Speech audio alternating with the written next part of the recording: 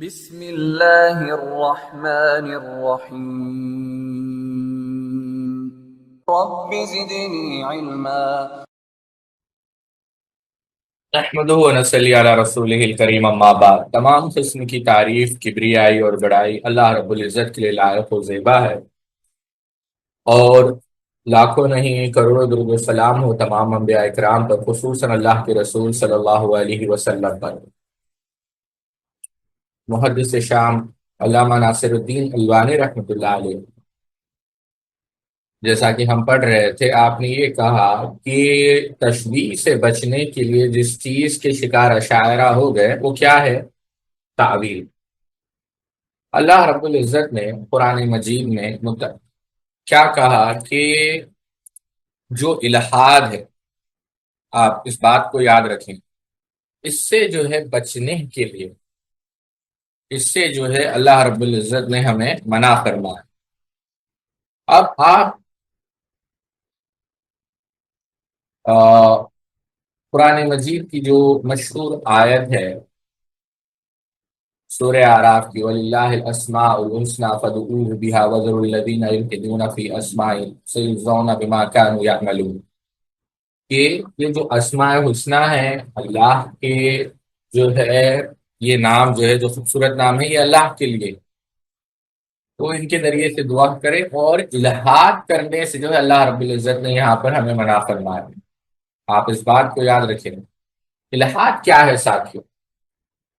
Deviation کہہ لیں آپ، جسے ہم عام طور پر ملحد کا لفظ بھی آپ سنتے ہوں گے۔ الحاد کیا ہے؟ میں اختصار سے آپ کو یہ سمجھا دیتا ہوں پہلے، تاکہ ہم دوسری بحث پر آنے سے پہلے اس کو اچھی طریقے سے ہم سمجھ جائے کہ الحاد کیا ہے۔ شیخ محمد ابن صالح العثیمین رحمۃ اللہ علیہ نے الحاد کے متعلق قواعد المثلیٰ میں بڑی اچھی بات کہی۔ آپ نے کہا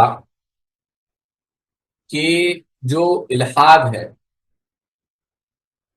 الحاد سے مراد یہ ہے کہ اللہ تعالیٰ کے ناموں پر ایمان لانے سے متعلق جو واجب اور ضروری امور ہے، ان میں سے کسی امر سے انحراف کرنا، اسے الحاد کی بہت صورتیں ہو سکتی ہیں۔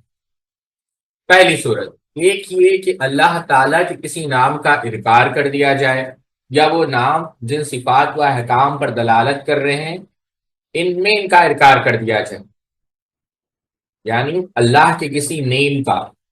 اب یہاں پر ایک بات یہ بھی میں آپ لوگوں کے سامنے نقل کرتا چلوں، اور ایک سوال آ بھی سکتا ہے اور آنا بھی چاہیے، کہ اکثر ہوتا ہے اور بہت سارے لوگوں کو یہ بات آتی بھی ہوگی ذہن میں، کہ جو لوگ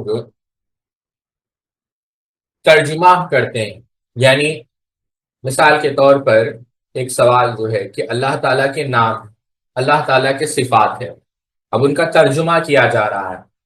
مثال کے طور پر اللہ تعالیٰ صفت، اللہ تعالیٰ کے اب ید کا ذکر آ رہا ہے، عین کا ذکر آ رہا ہے، تو اس کا ٹرانسلیشن ہینڈس، ہاتھ کرنا یا آنکھ کرنا، تو کیا یہ تعویل ہے؟ کیا یہ جو ہے حرام نہیں ہے؟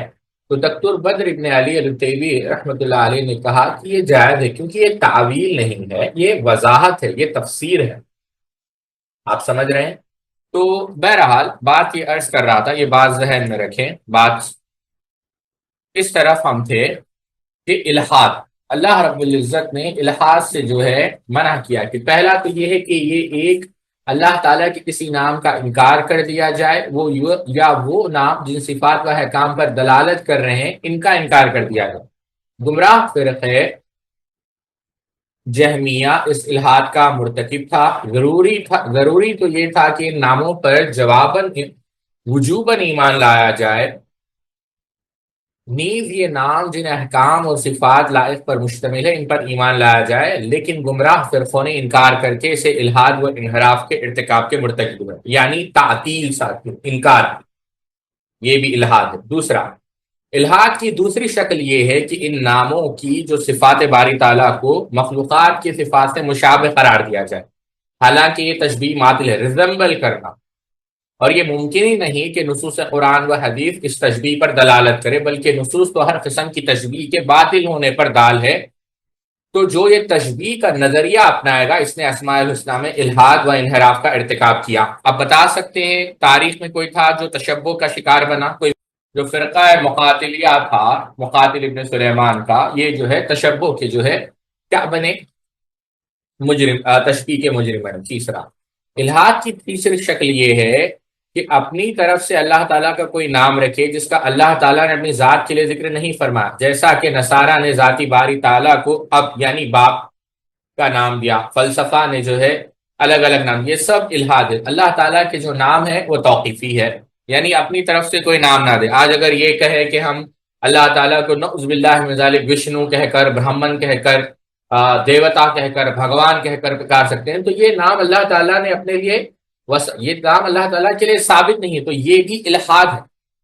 چوتھی چیز ساتھی، الحاد کی چوتھی صورت یہ ہے کہ اللہ تعالیٰ کے ناموں سے اپنے معبودوں کے نام اشتقاق کرنا، اسے الحاد مرتکب مشرکین مکہ تھے، انہوں نے کیا کیا؟ عزیز سے جو ہے عزا نکالا، تو یہ بھی کیا ہے؟ الحاد ہے۔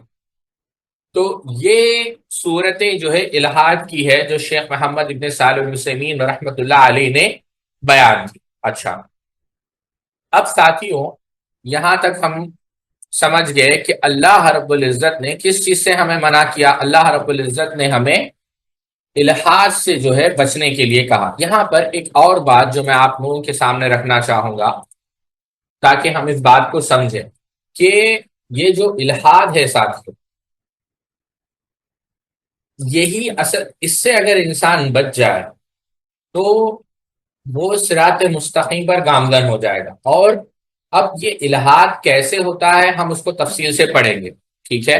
اچھا، اختصار سے ابھی بات کو ہم سمجھیں گے دوبارہ۔ الحاد کیا ہے؟ اللہ تعالیٰ کے ناموں میں، اللہ تعالیٰ کے صفات میں ٹیڑھا پن اختیار ہم کر لیں، کجروی اختیار کر لیں، ڈیویشن، ٹھیک ہے؟ کوئی انکار کر دے جو صفات جو اسماء اللہ کے لیے قرآن و حدیث میں بیان کر دیا جائے، تعطیل، ٹھیک ہے؟ اب کوئی مشابہ قرار دے دے، ٹھیک ہے؟ اور تیسرا یعنی ایسا نام دے دے جو قرآن و حدیث میں نہیں ہے۔ چوتھا، نام جو مشتق کر لیں اللہ کے نام سے اپنے معبودوں کے لیے۔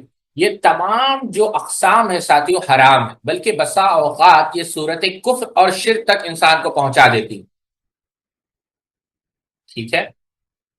اب الحاد کی اور تفصیل ابھی ہم، ہاں یہ دیکھیں ساتھیوں، بالکل الحاد میں جو ایک سوال آیا ہے، بڑا اچھا سوال آپ نے کیا۔ دیکھیں اسماء میں، اللہ تعالیٰ کی اسماء میں جو الحاد کی قسمیں ہیں، صفات میں جو ہے الگ قسمیں ہیں۔ میں آپ کو بات بڑی آسان انداز میں سمجھانے کی کوشش کروں گا۔ پہلی چیز تو یہ ہے کہ اگر آپ دیکھیں جو 5 قسمیں ہم نے بیان کی، پہلی یہ ہے، ایک بات جو آپ کو یاد رکھنا ہے، توقیف۔ ہم اللہ تعالیٰ کو کسی ایسے اسم سے نہیں پکاریں گے جو اللہ تعالیٰ نے اپنے آپ کے لیے متصف نہیں کیا۔ دوسرا، مشتق نہیں کریں گے۔ تیسرا، ایسے وصف سے متصف کرنا جس سے وہ منزہ ہے، یعنی جیسا یہودی کیا کہتے ہیں کہ نعوذ باللہ من ذالک، اللہ تعالیٰ کے لیے جو ہے نازیبہ الفاظ وہ استعمال کرتے ہیں، یعنی اللہ تعالیٰ کے ہاتھ باندھے ہوئے ہیں، تو یہ بھی الحاد ہے، یعنی ایسے وصف سے اس کو متصف کرنا جس سے وہ مبرہ اور منزہ ہے، جس سے وہ بری ہے، جس سے وہ پاک ہے۔ اور معنی جو ہے تعطیل کرنا، اس کو تسلیم نہ کرنا، ٹھیک ہے؟ اور 5واں تشبیہ۔ اچھا، اب آپ اسماء میں دیکھ لیں تو 3 قسمیں جو ہے آپ کو ملے گی۔ پہلی، اللہ کے نام کو غیر اللہ پر بولا جائے، جیسے کفار کو دیکھیں آپ، جو اللہ تعالیٰ کے اسماء کیا کہتے ہیں؟ عزا، سمجھ رہے ہیں آپ میری بات؟ عزیز اللہ تعالیٰ کا نام۔ اچھا، اللہ کو ایسے نام دینا جو وہ نام رکھنا جائز ہے۔ اگر کوئی یہودی کہہ دے یا کیا کہتے ہیں، نصرانی، کرسچین کہہ دے ابو المسیح، نعوذ باللہ من ذالک، وہ عیسیٰ علیہ السلام کے والد، یہ کیا ہے؟ یہ کفر ہے ساتھ۔ اچھا، اللہ کا ذکر ان ناموں سے کرنا جس کا معنی نہ جانے، نہ اس کا مسمى نہ پہچانے، یعنی ایسا نام رکھ دے کہ بھائی نہ مانا ہو نہ، تو یہ الحاد ہے ساتھ۔ اب صفات میں جب آپ آئیں گے تو صفات کے اندر جو ہے اللہ تعالیٰ کی صفات میں جو ہے اس کی جو قسمیں ہیں، جیسا ہم نے ذکر کیا، تحریف، تعطیل، تمثیل، تکیف، یہ جو ہے الہات کی قسمیں ہیں ساتھی۔ اب جہاں تک تفویض کا ذکر ہے، ایک پانچویں قسم بھی جو ہم نے پچھلی نشستوں میں تفصیل سے اس کا ذکر کیا کہ تفویض جو ہے یہ سلف کا منہج نہیں، سلف نے جو ہے تفویض کے مذہب کو جو ہے نہیں اپنایا۔ شیخ محمد ابن صالح العثیمین رحمۃ اللہ علیہ نے اس کا رد کیا۔ میں اختصار سے شیخ محمد ابن صالح العثیمین رحمۃ اللہ علیہ کی بات اس لیے رکھوں گا کیونکہ پچھلی مجلس میں ہم نے اس کو نقل نہیں کیا تاکہ بات آسانی ہو جائے کہ یہ 5 قسم کی الہادیں ذہن میں تازہ ہو جائیں۔ کہتے ہیں شیخ محمد ابن صالح العثیمین رحمۃ اللہ علیہ، شیخ الاسلام علامہ تیمیہ رحمۃ اللہ علیہ کی بات نقل کرتے ہوئے در تعارض العقل میں، جہاں تک نصوص صفات کی معانی کی تفویض کا تعلق ہے تو یہ بات معلوم ہے کہ اللہ تعالیٰ نے ہمیں قرآن میں تدبر کا حکم دیا ہے اور اس کے تعقل و فہم کی ترغیب دلائی ہے۔ مزید فرماتے ہیں اگر یہ بات مان لے کہ نصوص صفات معنی صرف اللہ ہی جانتا ہے تو پھر کہنا پڑے گا کہ اللہ تعالیٰ نے قرآن مجید میں جو اپنی صفات بیان کی ہے انبیاء ان کے معنی سے ناواقف تھے، تو گویا انبیاء اکرام لوگوں کے سامنے ایک ایسا کلام پڑھتے رہے جس کا معنی وہ خود بھی نہیں جانتے، نعوذ باللہ من ذالک۔ یہ بات تو قرآن پاک اور انبیاء اکرام دونوں کے حق میں موجب جراوطان ہوگی، کیونکہ اللہ تعالیٰ نے یہ قرآن اتارا ہے اور اسے لوگوں کے لیے بیان اور ہدایت قرار دیا ہے، اور رسول اللہ صلی اللہ علیہ وسلم کو اسے مکمل طور پر پہنچا دینے پر مامور کیا ہے، نیز انہیں اس بات کا بھی پابند کیا ہے کہ وہ لوگ اس کا بیان بھی سکھلا دیں۔ پھر تمام لوگوں کو قرآن پاک پر تدبر سے کام لینے کا حکم دیا گیا ہے۔ تو اس سب کے بعد قرآن پاک کے سب سے اشرف و اعلیٰ حصے یعنی رب کائنات کی صفات کا معنی کا علم نہ ہونا انتہائی تعجب بات ہوگی۔ اس کا معنی یہ ہوگا کہ ان نصوص پر تدبر نہ کیا جائے، اور رسول اللہ صلی اللہ علیہ وسلم نے تو بلاغ مبین کے تقاضے کو پورا کیے اور نہ ہی اس وحی منزل کے بیان کو پورا حق ادا کیا، نعوذ باللہ من ذالک۔ اور اگر یہ حقیقت مان لے کہ اللہ تبارک و تعالیٰ کے صفات کے معنی کا ہمیں علم نہیں، تو پھر بدعتی اور ملحد قسم کے لوگوں کے لیے الحاد کا ایک اور دروازہ کھل سکتا ہے۔ وہ کہہ سکتے ہیں کہ نصوص کے تعلق سے ہم نے اپنی عقل و رائے سے جو کچھ سمجھ لیا ہے وہی حق ہے، اور نصوص میں اس کا مناقض وہ ہمارے بھی کوئی نہیں، کیونکہ ان نصوص کو مشکل و متشابہ قرار دیا گیا ہے جن کا معنی معلوم نہیں، اور جس چیز کا معنی معلوم نہ ہو اس سے استدلال جائز نہیں۔ بس یہ کلام انبیاء سے ہدایت و بیان کے دروازے کے بند ہونے کا موجب ہوگا، جبکہ یہ اعتراض کرنے والوں کے لیے دروازے کھل جائیں گے اور وہ کہیں گے ہدایت و بیان ہمارے راستے میں ہے، نہ کہ انبیاء علیہ السلام کے راستے میں، کیونکہ ہم جو کچھ کہہ رہے ہیں ایسے جانتے ہیں اور عقلی دلائل سے واضح بھی کر رہے ہیں، اسے جانتے بھی ہیں اور عقلی دلائل سے واضح بھی کر رہے ہیں، جبکہ انبیاء تو ان کے معنی سے آگاہ ہی نہیں تھے، بیان تو بہت دور کی بات ہے۔ اس سے واضح ہوا کہ صفات کے معنی تفویض کا قول جو وہ بازاں میں خوش سنت اور سلف کی طرف جو ہے اتباع قرار دیتے ہیں، مبتدئین و ملحدین یعنی یہ الحاد ہے، ان کا بدترین قول، تو یہ تفویض الحاد ہے۔ شیخ محمد سالمین کہتے ہیں، یہاں پر شیخ الاسلام تیمیہ کا کلام ختم ہوتا ہے، کہتے ہیں یہ انتہائی نفیس اور درست قول ہے، ایک صاحب رائے شخصیت کا عمدہ کلام ہے جس پر مزید اضافے کی گنجائش نہیں۔ اللہ تعالیٰ ہمارے شیخ یعنی شیخ الاسلام تیمیہ پر وسیع رحمت فرما دے اور ہمیں ان کے ساتھ جنت النعیم میں جمع فرما دے، آمین۔ بات یہ عرض کر رہا تھا کہ جو صفات کے اندر تحریف ہے ساتھیوں، وہ یہ ہے 5 قسم، ٹھیک ہے؟ اس کو یاد رکھ لیں، آپ ہو سکے تو لکھ کر رکھ لیں۔ اللہ سے دعا ہے اللہ تعالیٰ ہمیں بات سمجھانے کی توفیق عطا فرمائے۔ کیا کیا ہے ساتھیوں؟ تفویض، غور سے سنیں، تحریف، تعطیل، تمثیل اور تکیف، یہ جو ہے کیا کہتے ہیں الحاد کی جو ہے قسمیں ہیں۔ اچھا، اب آتے ہیں دوسری طرف ساتھی، پہلی بات پر۔ کہاں بات کو شروع کرنے سے پہلے کہ ہم ایک ایک چیز آپ کو سمجھائیں، چند بنیادی باتیں یاد رکھیں۔ ہم تفصیل سے رکھیں گے کہ تحریف کیا ہے، تشبیہ کیا ہے، تمثیل کیا ہے۔ شیخ الاسلام علامہ تیمیہ رحمۃ اللہ علیہ نے بڑی پیاری بات کہی۔ آپ نے کہا، آپ ابن قیم کی اجتماع جیوش الاسلامیہ بھی اٹھا کر دیکھ لیں، آپ نے کہا کہ جو سلف کا طریقہ تھا اور سلف کے ائمہ کا وہ کیا تھا، وہ اللہ تعالیٰ کا وصف بیان کرتے تھے جیسا اللہ نے اور اللہ کے رسول صلی اللہ علیہ وسلم کے بیان، بغیر تحریف کے، بغیر تعطیل کے، بغیر تکییف کے، بغیر تمثیل کے. یعنی تمثیل نہیں، مثالیں نہیں دی جائے گی کیونکہ وہ پاک ہے، لیس کمثلہ شیء، اور تعطیل نہیں. ٹھیک ہے. اب آپ یاد رکھیں قرآن مجید کے اندر شیخ الاسلام ابن تیمیہ نے کہا، اس آیت کو آپ یاد رکھیں، اللہ تعالیٰ نے کیا کہا، لیس کمثلہ شیء وہو السمیع البصیر. جو پہلا آیت کا حصہ ہے ساتھیو، لیس کمثلہ شیء، اس میں انکار ہے، اس میں رد ہے مماثلہ کا. ممثل کہتے ہیں یعنی جو تمثیل بیان کرتے ہیں. کیوں؟ اللہ کے لیے، یعنی اللہ کے لیے مثل نہیں، اللہ جیسا کوئی نہیں. اچھا، وہو السمیع البصیر، اس میں رد ہے معطلہ کا. معطل کہتے ہیں جو تعطیل سے کام لیتا ہے، انکار کرنے والوں. تو پہلی آیت کس کا رد ہے؟ تمثیل کرنے والوں کا، اور دوسری آیت ان کا رد ہے جو تعطیل کرتے ہیں. لیس کمثلہ شیء وہو السمیع البصیر وتوکل علی اللہ الحی الذی لا یموت اللہ لا الہ الا هو الحی القیوم لا تأخذہ سینۃ ولا نوم. تو آپ ان آیتوں کو جب سامنے رکھیں گے، اب احادیث نزول کو سامنے رکھیں گے، تو دو اسماء و صفات آپ دیکھیں گے تو دو چیزوں کو آپ سامنے رکھیں. ایک تو چیز تعطیل ہے کہ ہم انکار نہیں کریں گے، دوسری تشبیہ اور تمثیل ہے. نہ ہم مشابہت یعنی کیا کہتے ہیں، مشابہت سے کام لیں گے، تشبہ سے، نہ تمثیل سے. کیونکہ جو مشابہت یعنی تشبیہ دے گا مخلوق سے خالق کو یعنی اللہ تعالیٰ سے، تو وہ کیا ہوگا، گویا جو ہے اس نے توحید کا ہی انکار کر دیا. ٹھیک ہے. اب یہاں پر ایک بات، یہاں تک بات آپ سمجھ گئے، یہ آیت کو آپ رکھ لیں. اچھا، اب آتے ہیں ساتھیوں جو پہلی چیز کو لے لیتے ہیں، تحریف. تفویض آپ سمجھ گئے.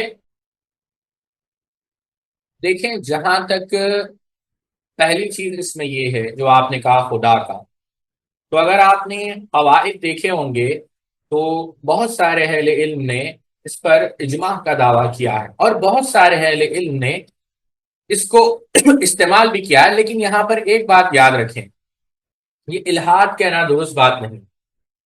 ابن الحمام الحنفی رحمۃ اللہ علیہ نے 500 سال پہلے فتح القدیر آپ اٹھا کر دیکھیں. اب فارسی کے لوگ جو ہوتے ہیں وہ یہی کہتے ہیں، خدا کی قسم کہتے ہیں، اور ابن الحمام نے کہا اس کا یہی معنی ہے کہ اس نے اللہ تعالیٰ کی قسم کھائی.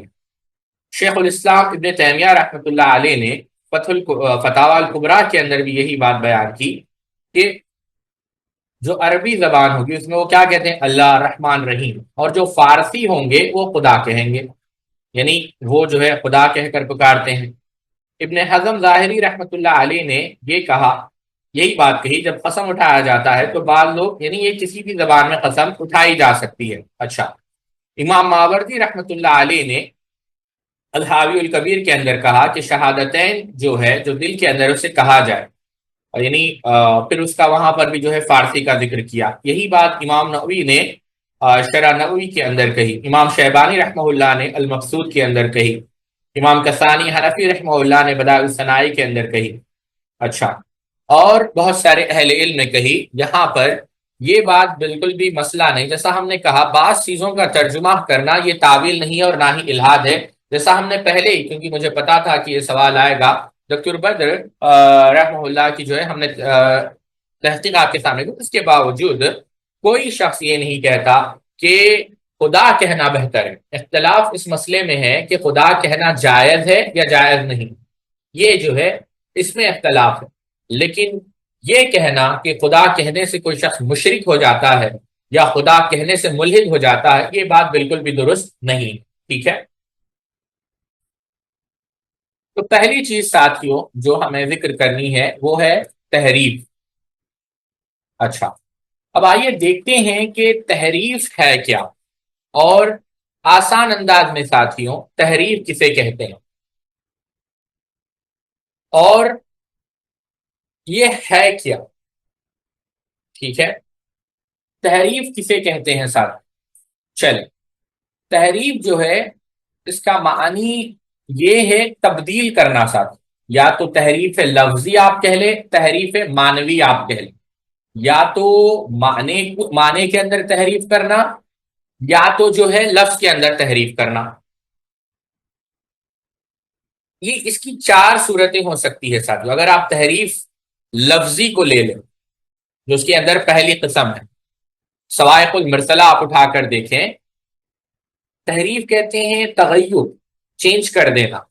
اگر آپ اس کی شرح اٹھا کر دیکھیں اس کے اندر کیا ہے، تغیر پیدا کر، چاہے لفظ میں ہو معنی میں ہو، یہ کیا ہے، تحریف ہے. ٹھیک ہے. اچھا، اب یہ تحریف ساتھیوں دو قسموں کی ہوتی ہے، تحریف لفظی، تحریف معنوی. ٹھیک ہے. شیخ محمد ابن صالح العثیمین رحمۃ اللہ علیہ نے تحریف کے بارے میں کہا، اور انہوں نے تعطیل کے بارے میں بھی کہا، لیکن تحریف کے بارے میں جو انہوں نے کہا وہ میں انشاءاللہ آپ کے سامنے رکھوں گا. اگر میں بھول بھی جاؤں تو آپ لوگ یاد دلائیں. ایک منٹ میں پہلے شیخ مل جائے تو آپ قواعد المثلا آپ اٹھا لیں تو وہاں پر جو ہے آپ کو یہ مل جائے گا. ٹھیک ہے. اچھا، تو تحریف اگر آپ دیکھیں گے ساتھیوں، جو پہلی اس کی قسم ہے جیسا ہم نے کہا ابھی، ایک تو ہے تحریف لفظی اور ایک ہے تحریف معنوی. اب تحریف لفظی کیا ہے ساتھیوں، ایک لفظ کو دوسرے لفظ سے بدل دینا. اب جیسے اشاعرہ کو آپ لے لیں، الرحمن علی العرش استوى. اب استوا کی تعویل کس سے کی، غلبے سے کی.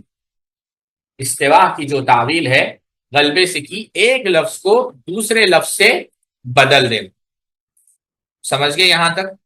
اچھا، اب اس کی جو شکلیں ہیں ساتھیوں وہ مختلف ہو سکتی ہے. پہلے لفظ کو جمع کر دینا، لفظ کا اضافہ کرنا، یا لفظ کو نکال دینا، لفظ کو جو ہے حذف کر دینا، یا جو اس کے اندر حرف ہے، جو اس کے اندر جو ہے کیا کہتے ہیں جو ووول ہے اس کے اعراب کو بدل دینا، زیر زبر کو بدل دینا. اچھا، بدل دینا لیکن اس کا تعلق اعراب سے نہ ہو. اب آپ اس کی مثالیں دیکھتے جائیں. اعراب لے لیں آپ، وَكَلَّمَ اللَّهُ مُوسَىٰ تَكْلِيمًا، اللہ رب العزت نے موسیٰ علیہ السلام سے کلام کیا، سورہ نساء میں ہے. اب یہ کرنا کہ جو کلم اللہ ہے، اب آپ دیکھیں کلم اللہ میں کیا ہے، یہاں پر جو ہے اگر آپ بات اچھی طریقے سے سمجھے، کلم اللہ پیش ہے تو فتح سے بدل دینا، زبر لگا دیں، یعنی کیا زیر. سمجھ رہے ہیں یا نہیں سمجھ رہے ہیں آپ لوگ؟ ہمارے یہاں کیونکہ ہم زیر زبر پیش پڑھتے ہیں تو آسان انداز میں زبر جو ہے آپ سمجھے فتح، اور زیر جو ہے ضمہ، اور کسرہ جو ہے پیش. یہ سمجھ گئے یہاں تک آپ لوگ؟ اچھا، اب جو پیش ہے وَكَلَّمَ اللَّهُ مُوسَىٰ تَكْلِيمًا یہاں ہے، اب اس کو فتحہ سے بدل دینا، وَكَلَّمَ اللَّهَ مُوسَىٰ تَكْلِيمًا. اب کیا ہوگا، اس کا یہ معنی ہوگا کہ موسیٰ علیہ السلام نے اللہ سے کلام کیا، اللہ نے جو ہے موسیٰ علیہ السلام سے کلام نہیں کیا. تو یہ کیا ہے ساتھیوں، یہ تحریف ہے. اور جہمیہ نے جو ہے ایسی تحریف کی تو پھر اہل سنت نے اس کا جواب دیا کہ ٹھیک ہے، اس آیت کا انکار کر رہے ہو تو پھر یہ جو آیت ہے سورہ نساء کے اندر تو دوسری آیتیں ہیں، جیسے مثال کے طور پر سورہ اعراف ہے، وَلَمَّا جَاءَ مُوسَىٰ لِمِيقَاتِنَا وَكَلَّمَهُ رَبُّهُ. تو پھر جب کیا کرو گے، تو یہاں پر جو ہے وہ خاموش ہو گئے. تو یہی معطلہ کا انکار ہے. اب آپ اس آیت کو لے لیں، الرحمن علی العرش استوى. ٹھیک ہے. اب عرش جو ہے یہاں پر کیا ہے، کسرہ ہے، تو وہ کیا کرتے ہیں، الرحمن علی العرش استوى، یہ کسرہ کو جو ہے ضمہ سے بدل دیا.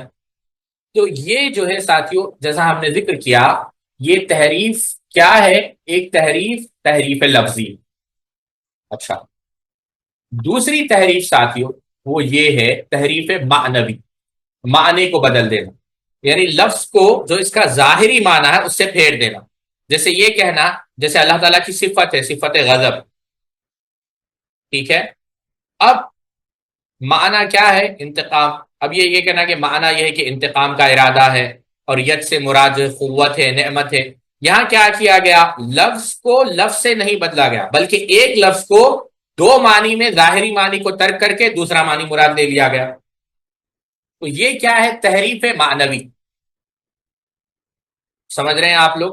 تو ایک تو ہے تحریف لفظ اور ایک ہے تحریف معنوی۔ اب آتے ہیں دوبارہ پھر جو تحریف معنوی، اس کے اندر کیا ہے ساتھی؟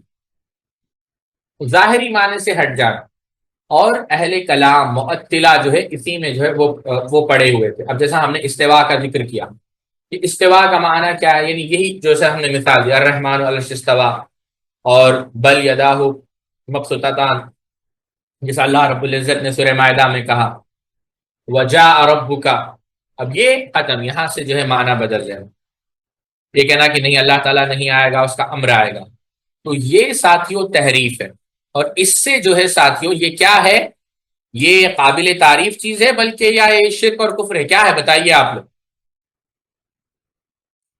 یہ جو ہے الحاد ہے ساتھیوں، بارک اللہ فیک۔ یہ کیا ہے؟ الحاد۔ یہ کلیئر ہے؟ تو ہم تحریف کو دوبارہ ریوائز کر لیتے ہیں شیخ محمد ابن صالح العثیمین رحمۃ اللہ علیہ کے کلام سے۔ شیخ محمد ابن صالح العثیمین رحمۃ اللہ علیہ کہتے ہیں کہ ایک قاعدہ یہ ہے کہ اللہ تعالیٰ کے جو اسماء و صفات ہے انہیں ان کے ظاہر پر محمول کیا جائے اور کسی قسم کی تحریف کا ارتکاب نہ کیا جائے، ٹھیک ہے؟ اور دلائل ہم صرف اس کو ایز اے ریویژن رکھ لیتے ہیں۔ نزل بہ الروح الامین علی قلبک لتکون من المنذرین بلسان عربی مبین، ٹھیک ہے؟ تحریف جو ہے نہیں کرتے، کیوں؟ ان آیات کی واضح دلالت یہ ہے کہ چونکہ یہ قرآن عربی زبان مترا، لہذا عربی لغت کے ظاہری پر ہی اس کی فہم ضروری ہے، ٹھیک ہے؟ اچھا، اب پھر یہ کیا کہا؟ ایک بات جو یہاں پر رکھی، ایک حیثیت ہمیں معلوم ہے، دوسری حیثیت مجہول ہے، ہم نے پچھلے بھی جو ہے اس کی بات رکھی۔ اچھا، یہاں پر جو ہے مشبہہ کا بھی جو ہے انہوں نے جو ہے یہاں پر انکار کیا۔ کہتے ہیں مشبہہ کے متعلق پہلے قسم کے لوگوں نے کیا کیا؟ جو الحاد کے مرتکب ہوئے، ظاہری نصوص سے جو معنی جو آتا ہے اس کو نہیں لیا۔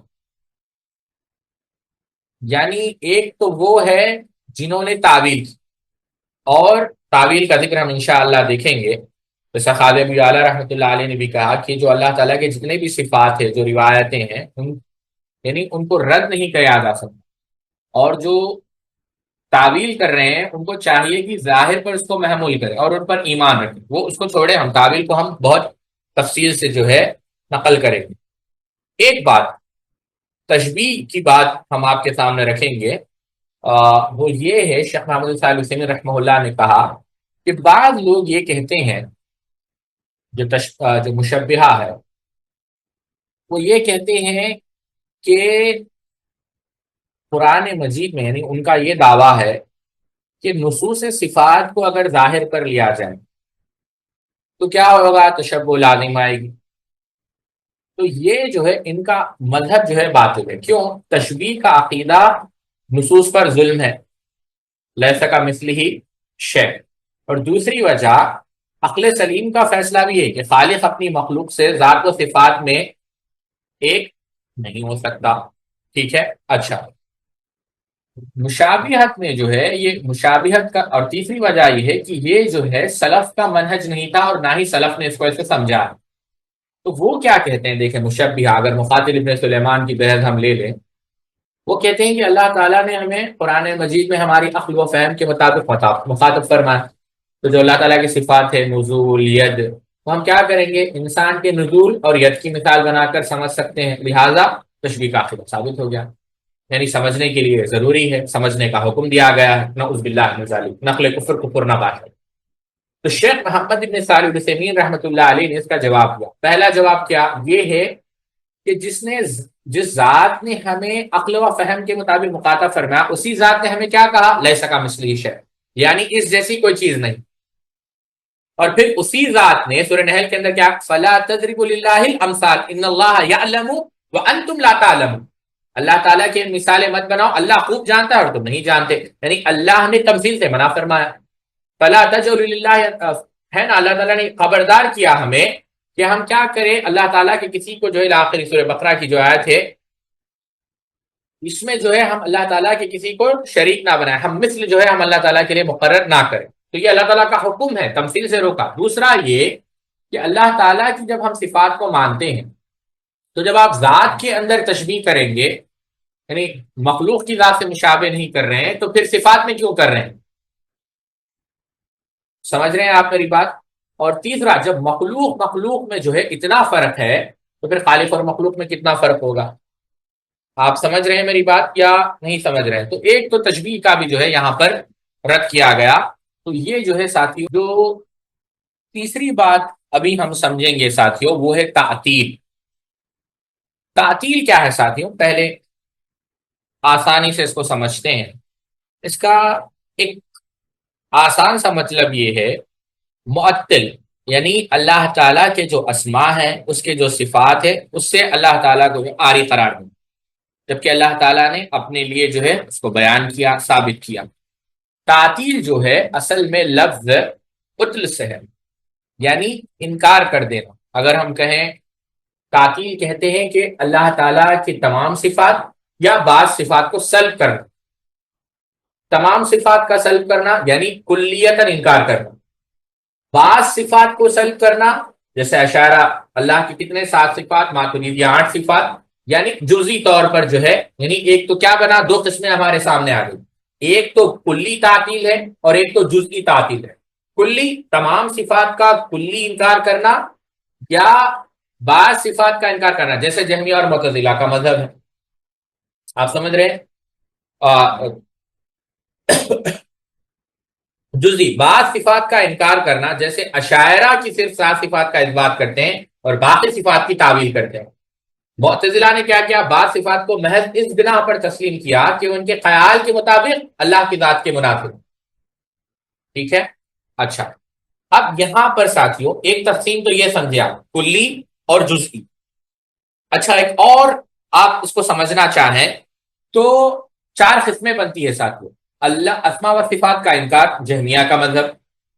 صفات کا انکار اور اسماء کا اثبات. صفات کا انکار کیا لیکن اسماء کو ثابت کیا، ناموں کو ثابت کیا، معتزلہ کا مذہب. اسماء کو ثابت کرنا اور بعض صفات کو ثابت کرنا، یہ اشاعرہ کا مذہب. آپ سمجھ رہے ہیں؟ اب باطنیہ کا مذہب کیا ہے؟ بالکل الگ. یعنی نقائص سے جو ہے اللہ تعالیٰ کو یہ کرنا کہ اللہ تعالیٰ جو ہے یعنی باطنیہ کا جو مذہب ہے یہ بالکل جو ہے الگ ہی. آپ سمجھ رہے ہیں میری بات؟ تو یہ 4 مذہب بنتے ہیں تعطیل کے. چلیں ہم اس پر آتے ہیں تفصیل کے ساتھ، لیکن ایک بات میں یہاں پر رکھنا چاہوں گا. علامہ ابن قیم رحمۃ اللہ علیہ جو بڑی دلچسپ بات ہے، علامہ ابن قیم رحمۃ اللہ علیہ نے الجواب الکافی میں کہی، وہ انشاءاللہ میں بھی نقل کروں گا، میں بھول جاؤں تو یاد دلائیں. لیکن پہلے اس کو پھر سمجھتے ہیں. تعطیل کیا ہے یہ؟ اچھا، اب اس کی بھی جو ہے بعض اہل علم نے الگ الگ قسمیں بیان کی ہے. ساتھ آپ محمد ابن خلیفہ التمیمی کی بیان کیے، وہ یہ کہتے ہیں کہ جو اللہ تعالیٰ کی تعطیل ہے، اگر آپ اس کو تقسیم دیکھیں تھی، ایک تو یہ ہے کہ یہ کہنا، جو یہ کہتے ہیں مخلوقات کا انکار کرنا، یعنی بالکل خدا کا ہی انکار کر دو، یعنی ذات کا ہی، یعنی اسماء و صفات سے پہلے ذات کا انکار کر دو. اور یہ کون کرتے ہیں؟ آپ دیکھ لیں ملحدین جو ہے، جو آج کل کے ایتھیسٹ ہے، وہ کہتے ہیں کہ بھائی دنیا اپنے آپ سے جو ہے وجود میں آ گئی، لہٰذا جو ہے ہمیں یعنی بالکل انکار ہی کر دو ذات کا. یعنی اسماء صفات تو تب آئیں گے جب آپ ذات کو مانیں گے نا، ذات کو ہی مت مانو. اب یہ ان کا جو کلام کا ہے فلسفہ، حالانکہ اہل سنت والجماعت کا مذہب ایسا نہیں ہے. تو ذات کا ہی انکار کر دو. اچھا، دوسرا کہ یہ ہے کہ عبادت کا انکار کر دو، جو اہل شرک ہے. ہم کس چیز کا انکار کریں گے؟ عبادت کا. یعنی اللہ تعالیٰ کو مانیں گے، اس کی ذات کو مانیں گے، ربوبیت کو مانیں گے، لیکن ہم شرک بھی کریں گے، غیر اللہ کے لیے نظر و نیاز بھی کریں گے. تو توحید الوہیت کا انکار. تیسری تعطیل اس قسم سے ہے کہ کیا کرو، اللہ تعالیٰ کے اسماء اور صفات کا انکار کر دو. ٹھیک ہے، اگر آپ اس کو دیکھیں تو یہ بات جو اصل میں نقل کی گئی ہے وہ علامہ ابن قیم رحمۃ اللہ علیہ کی کتاب سے۔ علامہ ابن قیم نے کیا کہا؟ شرک کی بنیاد اور اصل جس کی طرف وہ پلٹتا ہے وہ تعطیلی ہے۔ اس کی تین قسمیں ہیں۔ پہلی، مخلوق اور مصنوع یعنی عالم دنیا کو خالق اور صنع یعنی جو کریشن، ایک ہے ساتھیو خلق، ایک ہے صنع یعنی ایک ہے جو عدم سے پیدا کی گئی جیسے آدم علیہ السلاۃ والسلام، ایک ہے جیسا ہم کہتے ہیں نا ڈسکوری اور انوینشن۔ ڈسکوری کیا ہے؟ چیز پہلے سے موجود ہے، آپ نے ڈسکور کیا ہو، ڈسکورڈ امریکہ، کرسٹوفر کولمبس، ہو ڈسکورڈ آسٹریلیا، یعنی آپ کو یہ ملتا تھا۔ اعوذ باللہ من الشیطان الرجیم، اعوذ باللہ من الشیطان الرجیم۔ ہاں، تو بات یہ عرض کر رہا تھا ابن قیم رحمۃ اللہ علیہ، ابن قیم رحمۃ اللہ علیہ نے کہا کہ جو شرک کی بنیاد ہے اور اصل ہے جس کی طرف وہ پلٹتا ہے وہ تعطیلی ہے۔ اس کی تین قسمیں۔ پہلی قسم کیا ہے؟ مخلوق اور مصنوع، عالم کو جو ہے خالق اور یعنی کیا ہے ساتھیوں، جیسا میں نے کہا ایک ہے خلق، جیسا انگلش میں بھی آپ دیکھیں کیا کہا جاتا ہے، یہ کہا جاتا ہے کہ بھئی ہو ڈسکورڈ امریکہ، تو آپ کہتے ہیں کرسٹوفر کولمبس۔ ہو ڈسکورڈ آسٹریلیا، ہو ڈسکورڈ میرکیوری، یہ ڈسکورڈ انوینٹڈ کا لفظ استعمال نہیں کیا جاتا۔ بات سمجھانے کے لیے خلق وہ ہے جس کو اللہ تعالیٰ بھی خالق ہے، اور کل کے دن یہ کہے کہ بھائی میرا بیٹا ہے، میری بیٹی ہے، تو وہ خالق نہیں ہے۔ عدم سے ایک چیز کو پیدا کرنا یہ اللہ تعالیٰ کا خاصہ ہے۔ اب ایک چیز ہے، مٹی ہے یا پلاسٹک ہے یا سیمنٹ ہے، ان چیزوں کو بنا کر ملا کر یہ کسی چیز کو شکل دے دینا، یہ جو ہے یہ انسان کرتا ہے، لیکن اصل مٹی کو پیدا کرنے والا کون ہے؟ یہ اللہ تعالیٰ ہے۔ آپ سمجھ گئے خلق؟ اچھا، تو مخلوق اور مصنوع جو ہے اس سے خالی سمجھنا جائے، جیسے جو ہے فلاسفہ کرتے ہیں کہ مخلوقات بھی جو ہے قدیم ہے اور ان میں فطرت تصرف کرتی ہے، یہ جو ہے ان کا عقیدہ ہے۔ تو پہلی چیز تو یہ ہے۔ دوسری چیز، اللہ کو اس کے مقدس کمال سے خالی سمجھا جائے، وہ یوں کہ اس کے اسماء و صفات اور افعال سے معطل کر دیا جائے جیسے جہمیہ کرتے ہیں۔ تیسری، اللہ کے حقوق و تعلقات کو معطل کر دیا جائے، یعنی اللہ تعالیٰ کے جو حقوق ہے، جیسا آپ اس درس کو سنیں گے شیخ مقصود الحسن فیضی کے اللہ تعالیٰ کے حقوق، آپ کو سمجھ میں آئے گا کہ اللہ تعالیٰ کے کیا کیا حقوق ہے۔ تو یہ یعنی پہلی چیز ذات کا انکار، اسماء و صفات کا انکار، اور اللہ تعالیٰ کے حقوق یعنی عبادت کا انکار۔ تو کیا سمجھ میں آیا؟ پہلی قسم میں ربوبیت داخل ہے، دوسری قسم میں اسماء و صفات داخل ہے، اور تیسری صفت میں جو ہے الوہیت داخل ہے۔ اب آپ مثالیں لے رہے ہیں، پہلی صفت اب آپ مجھے دیں، آپ مثالیں، میں یہاں پر آپ کو پوچھ رہا ہوں، تو یہ ہے تعطیل ساتھی، ٹھیک ہے۔ اب آگے بڑھتے ہیں اور ہم شیخ محمد بن صالح العثیمین رحمۃ اللہ علیہ کا جو ہے کلام رکھ کر آگے بڑھیں گے۔ اب یہاں پر ساتھیوں پھر یہ بھی بات یاد رکھیں، جو معطلہ تھے اس میں بھی جو ہے فلسفہ جو ہے دو لوگ تھے، ایک تو جو خالص فلسفی تھے، اور دوسرے جو فلسفی تھے اور ان کے اندر یعنی زندقہ، یعنی کیا کہتے ہیں، زندیق کہتے ہیں نا، وہ جو ہے ان کے اندر جو ہے زنادقہ، وہ ان کے اندر پایا گیا، اور یہ لفظ عام طور پر استعمال ہوتا ہے، اور کوشش کریں کہ آپ جو ہے اس کو یاد بھی رکھیں، ٹھیک ہے، کہ زندیق جو ہے کہتے کس کو ہے؟ ساتھیوں، جن کے جو عقائد ہوتے ہیں، جو ایک دم جو ہے آپ یوں سمجھیں کہ بالکل قرآن و حدیث سے جو ہے ہٹے ہوئے ہیں، بالکل جو ہے قرآن و حدیث سے ہٹے ہوئے ہیں، یعنی سلف کے منہج سے جو ہے ہٹے ہوئے ہیں، ایسے لوگوں کو جو ہے ساتھیوں زندیق کہا جاتا ہے۔ یعنی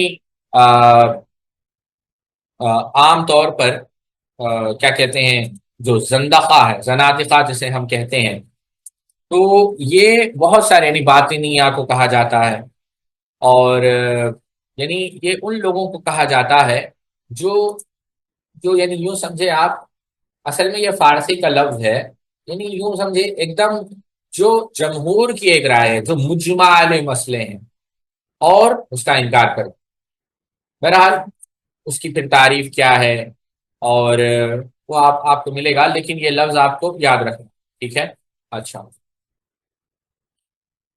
بات یہ عرض کر رہا تھا، چلیں ہم آتے ہیں اسی موضوع پر، پھر کس پر؟ تعطیل پر۔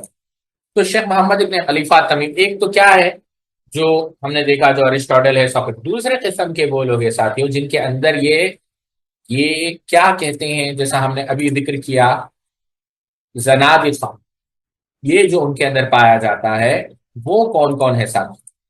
وہ روافض ہے، صوفیاء۔ صوفیاء سے مراد ساتھیوں، ہم ان لوگوں کی بات نہیں کر رہے ہیں جو سبحان اللہ تصوف کے امام تھے، چاہے وہ شیخ عبد القادر جیلانی رحمۃ اللہ علیہ ہو، جنید بغدادی رحمۃ اللہ علیہ ہو، سری سقطی رحمۃ اللہ علیہ ہو، سہل بن عبداللہ التستری رحمۃ اللہ علیہ ہو، آپ امام غزالی رحمۃ اللہ علیہ کی سیرۃ النبلاء اٹھا کر دیکھیں۔ ہم ان محسنین کی بات نہیں کر رہے ہیں، بالکل بھی نہیں۔ ہم ان سے محبت کرتے ہیں اللہ کے لیے، اور اعلان برات کرتے ہیں ان لوگوں سے جن کا یہ دعویٰ ہے کہ ہم اولیاء الرحمن سے محبت نہیں کرتے، بلکہ یہ ایمان کا جز ہے۔ اچھا، ہم ان لوگوں کی بات کر رہے ہیں جو شریعت سے کھلواڑ کرتے ہیں، جو نماز نہیں پڑھتے، روزہ نہیں رکھتے، اللہ تعالیٰ کے اسماء و صفات کا انکار کرتے ہیں، نہ تو بالکل جو ہے ان کے کام جو ہے مشرکانہ ہے، ان کے افعال جو ہے کفریہ جو ہے ان کے افعال میں۔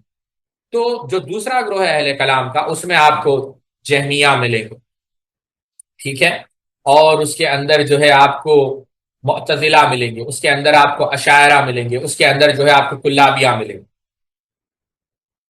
ٹھیک ہے۔ اچھا، اب یہیں پر جو ہے ہم بات کو روکتے ہیں۔ شیخ محمد ابن صالح العثیمین رحمۃ اللہ علیہ کہتے ہیں، ایک قسم کے وہ لوگ بھی ہے جنہوں نے نصوص صفات سے ایک باطل معنی مراد لیا جو ہر جگہ اللہ تعالیٰ کے لائق شائن نہیں، اور معنی تشبیہ ہے۔ پھر انہوں نے مشبہ کی طرح تشبیہ کا عقیدہ اپنانے کے بجائے تشبیہ سے بچنے کے لیے صفات کا انکار کا راستہ اپنا لیا۔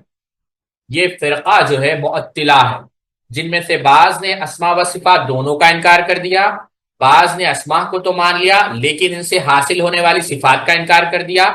معطلہ نے نصوص صفات کے ظاہری معنی سے صرف نظر کر کے خود ساختہ معنی تراش لیے جو محض ان کی بیمار عقلیں کی پیداوار ہے۔ ان معنی کی تعین میں وہ آپس میں خود بڑی حیرت و اضطراب کی شکار ہے، اور وہ کیا ہے، یعنی وہ تعویل کا نام دے رہے جو در حقیقت تحریف ہے۔ واضح ہو کہ جو معطلہ کا مذہب ہے یہ کئی وجوہات سے جو ہے باطل ہے۔ تین وجوہات شیخ دے رہے۔ پہلی، ان کی یہ روش نصوص صفات پر ظلم ہے، کیونکہ انہوں نے نصوص کی اپنی عقلوں سے تراشے ہوئے ایک معطل باطل پر جو ہے ایک معنی باطل پر بنا قائم کی۔ وہ معنی باطل نہ تو شان باری تعالیٰ کے لائق ہے اور نہ ہی رب کائنات کی مراد ہے۔ دوسرا، تمہارا یہ کردار اللہ تعالیٰ اور اس کے رسول صلی اللہ علیہ وسلم کی کلام کو اس ظاہری معنی سے پھیر دینے کے مترادف، ٹھیک ہے۔ تیسرا، اللہ تعالیٰ اور اس کے رسول صلی اللہ علیہ وسلم کے کلام کو ظاہری معنی سے پھیرتے ہوئے معنی مخالف کو مراد لینا۔ یہ کیا ہے؟ اللہ تعالیٰ کے قول کو، یعنی اللہ تعالیٰ پر قول وہ بھی بلا علم ہے جو کہ حرام ہے، ٹھیک ہے۔ تو اس کے اندر خرابیاں کیا آتی ہیں ساتھیوں؟ دو خرابیاں۔ پہلی خرابی، ان نصوص صفات کا جو ظاہری و حقیقی معنی ہے اور جو اللہ تعالیٰ اور اس کے رسول کی مراد ہے، اس کے بارے میں اس کا خیال یہ ہے کہ وہ مراد نہیں ہے، یعنی اللہ تعالیٰ کے اور اللہ کے رسول کی مراد نہیں لی، یہ خرابی ہے۔ دوسری، اس کا جو مخالف معنی ہے اس کو مراد لینا، یہ جو ہے بالکل جو ہے پھر مخالفت ہے۔ تو یہ جو ہے ساتھیوں تعطیل کی جو ہے گمراہی، آپ سمجھ رہے ہیں آپ میری بات؟ اور بھی شیخ نے اور بھی بہت ساری باتیں بتائی۔ اولا مثال کہتے ہیں کہ ایک مثال، ما مناکا ان تسجد لما خلقت بیدیا، یعنی جسے میں نے اپنے دونوں ہاتھ سے، سورہ 7 کی جو آیت ہے، جسے میں نے اپنے دونوں ہاتھ سے پیدا کیا، سجدہ کرنے سے کس چیز سے تم نے، یعنی کس چیز نے تم کو روکا؟ اب یہاں اللہ تعالیٰ کے کلام کے ظاہر سے یہی بات ثابت ہو رہا ہے کہ اللہ تعالیٰ کے دو ہاتھ ہیں۔ اب ان لوگوں نے معطلہ، اس نے اس کلام کو ظاہری معنی سے پھیر دیا اور یہ کیا کہا، یہاں حقیقی ہاتھ مراد نہیں بلکہ ہاتھ سے مراد ہے، وہ مراد ہے، یہ مراد ہے، ٹھیک ہے۔ اب شیخ محمد ابن صالح العثیمین کہتے ہیں ٹھیک ہے، پہلی بات، جس چیز کی تم نے نفی کی اس کی دلیل پیش کرو، یعنی اب تم نفی کر رہے ہو نا کہ ہاتھ نہیں ہے، دلیل کیا ہے؟ دوسری چیز، نفی کے بعد جس چیز کو ثابت کر رہے ہو اس کی دلیل پیش کرو۔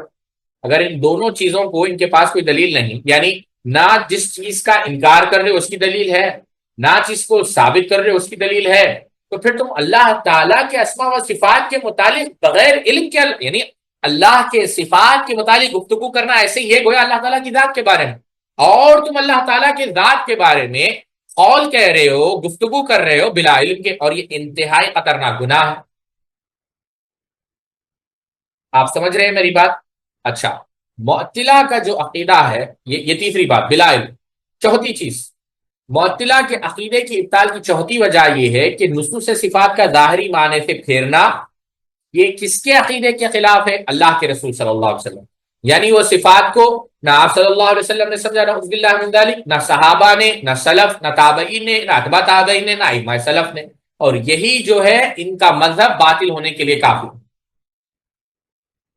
آپ شیخ محمد عیسیٰ علیہ وسلم نے کہا، آپ ان سے پوچھیں کیا تم اللہ تعالیٰ کی ذات کو اللہ تعالیٰ سے بڑھ کر جانتے ہو؟ کہے گا نہیں۔ کیا اللہ تعالیٰ کی ذات کے متعلق جو بھی خبر دے دی کیا اس کے حق یعنی اس کو حق مانتے ہو؟ کہا ہاں۔ کیا اللہ تعالیٰ کے کلام سے زیادہ واضح اور کوئی فصیح کلام ہے؟ کہے گا نہیں۔ کیا تم یہ سمجھتے ہو کہ نصوص صفات کے متعلق سے اللہ تعالیٰ اپنی خلق کو اندھیروں میں رکھنا چاہے گا یا واضح کرے گا؟ نہیں، اندھیروں میں رکھنا نہیں چاہے گا۔ تو پھر بات ہی ختم ہوتی۔ تو یہ جو ہے ان کے مذہب کی جو ہے باطل ہونے کی دلیل، ٹھیک ہے۔ ایک اور چیز بھی آپ نے کہی کہ اہل تعطیل کی مذہب کے باطل ہونے کی چھٹی وجہ یہ ہے کہ ان کے مذہب کو مان لینے سے کچھ باطل چیزیں لازم آتی ہیں، اور لازم کا باطل ہونا ملزوم کے باطل ہونے پر دلالت کرتا ہے۔ اگر کسی چیز کو ماننے سے باطل لازم آ جائے تو جس کو مان رہے ہیں وہ بھی باطل ہوگا۔ یعنی کیا لازم آئے گا؟ اہل تعطیل نے نصوص صفات کو ان کے ظاہری معنی سے محض اپنے عقیدے کی بنا پر پھیرا کہ ان کے نصوص کا ظاہری مراد لینے سے خالق و مخلوق سے تشبیہ لازم آتی ہے۔ اب ہم یہ کہتے ہیں کہ تم نے اللہ تعالیٰ اور اس کے رسول کے کلام کے ظاہری معنی سے تشبیہ کا معنی کہاں سے نکال لیا؟ اللہ تعالیٰ کی مخلوق کے ساتھ تشبیہ کا عقیدہ تو کفر ہے، کیونکہ عقیدہ تشبیہ اللہ تعالیٰ کے اس فرمان کی تکذیب ہے، لیسا کمثلہ شیء، اور یہی بات سلف نے کہی۔ اور پھر آپ نے جو ہے بہت ساری مثالیں دی جس سے یہ یعنی لگ بھگ آپ نے جو ہے کتنی ساتھیوں 5 جو ہے چیزیں بتائی جس سے یہ آپ نے بات ثابت کی کہ اگر یہ مان لے تو یہ باطل جو ہے آرا، یہ جو ہے فساد ہوگا، اور اگر یہ 5 باتیں آپ نے کہی، اگر یہ فساد ہوگا تو لہٰذا جس کو مان رہے ہیں وہ بھی تو فساد ہے، کیونکہ فساد ہی فساد کو جنم دے گا۔ لہٰذا جو ہے اہل تعطیل کا جو مذہب ہے وہ مکمل طور پر باطل ہے، عقلاً بھی اور نقلاً بھی۔ اللہ تعالیٰ سے دعا ہے اللہ رب العزت جو ہے ہم سب کو جو ہے اسماء و صفات کا جو ہے صحیح فہم حاصل کرنے کی توفیق عطا فرمائے، اور شیخ محمد بن صالح العثیمین رحمۃ اللہ علیہ کی قبر پہ کروڑوں رحمتیں فرمائے، آمین۔ السلام علیکم ورحمۃ اللہ وبرکاتہ۔